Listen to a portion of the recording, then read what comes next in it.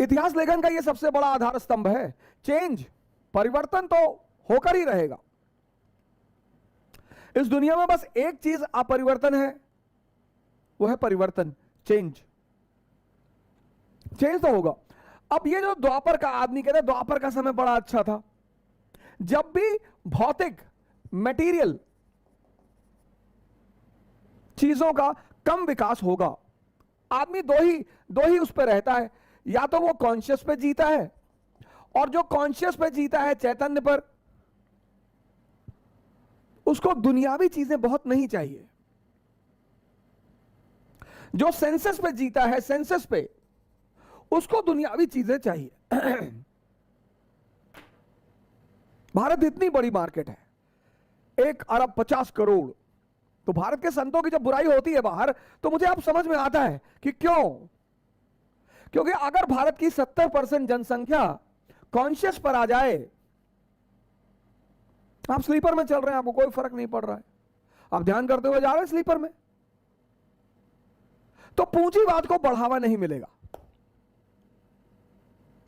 भारत के प्रति नफरत, भारत के संतों के प्रति नफरत, क्योंकि पूंजीवाद को सिर्फ एक ही वर्ग से खतरा है, एक ही देश से खतरा है, और पूंजीवाद को किसी से कोई खतरा नहीं है।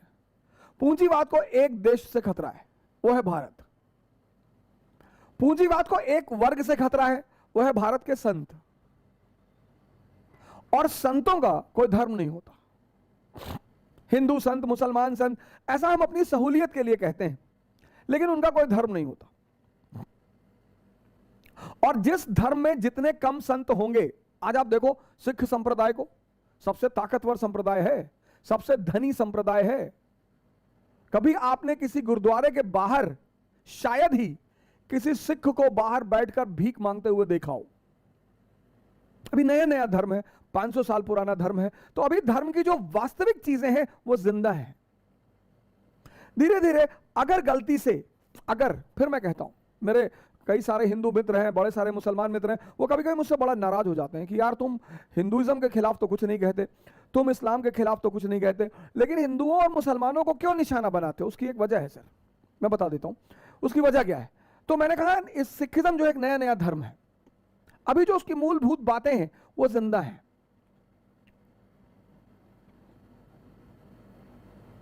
इसलिए सिख दुनिया के दूसरी रिचेस्ट कम्युनिटी है।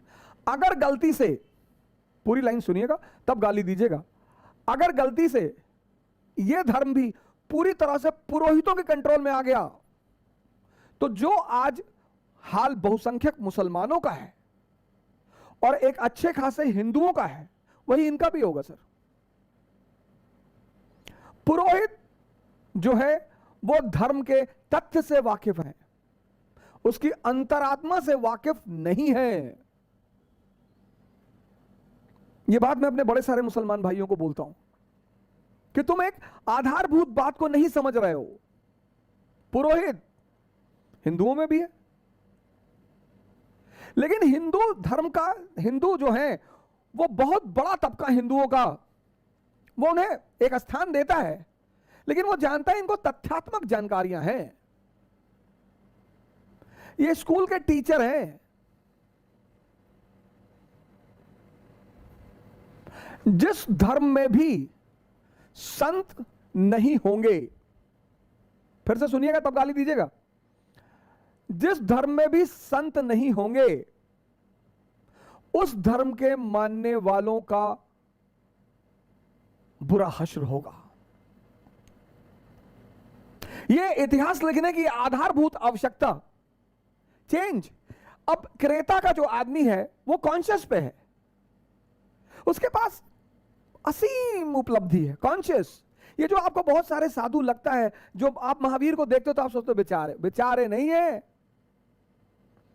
आप बुद्ध को देखते हो तो लगता है कि बेचारे, बताओ यार, राजा के बेटे थे, नाहक में घर छोड़ दिया, घर छोड़ दिए, घर छोड़ दिया, असीम से जुड़ गए, इनफाइनाइट। वो जब लौट कर आते हैं अरहत होने के बाद, और जब अपनी पत्नी से मिलने जाते हैं, तो उनकी पत्नी कहती है कि ऐसी कौन सी चीज आपको मिल गई जो मेरे साथ नहीं मिलती। इसीलिए तो मैं आपसे बार बार कहता हूं कि आप सब ये यात्रा शुरू करिए, यहां कुछ है नहीं। इसको समझिए, इससे भागिए मत, इसको समझिए। यहां पे क्या है, कॉन्शियस का लेवल थोड़ा कम हुआ, थोड़ी सी चोरी बेईमानी बढ़ी। यहां पे क्या हुआ, अरे कॉन्शियस का लेवल एकदम कम हो गया। तो महाभारत हुई स्त्री और जमीन के लिए। और आज जो है ये इंद्रिय प्रधान युग है। 95% लोग इंद्रियों पे जी रहे हैं, और जितने लोग इंद्रियों पे जिएंगे उन्हें और ज्यादा भौतिकता की जरूरत है, मेटेरियलिज्म की जरूरत है। इंद्रियां बाहर ही खुश होंगी, अंदर तो वो जानती नहीं क्या है। तो जो फॉर्च्यूनर पे बैठा हुआ है वो बीएमडब्ल्यू को देख के दुखी है, टॉप मॉडल बीएमडब्ल्यू। जो बीएमडब्ल्यू और मर्सिडीज पे बैठा हुआ है वो रोल्स रॉयस को बैठ के देख के दुखी है। जो रोल्स रॉयस में बैठा हुआ है वो अंबानी के चार्टर्ड प्लेन को देखकर दुखी है। क्योंकि इंद्रियों की जो संतुष्टि है वो बाहर है।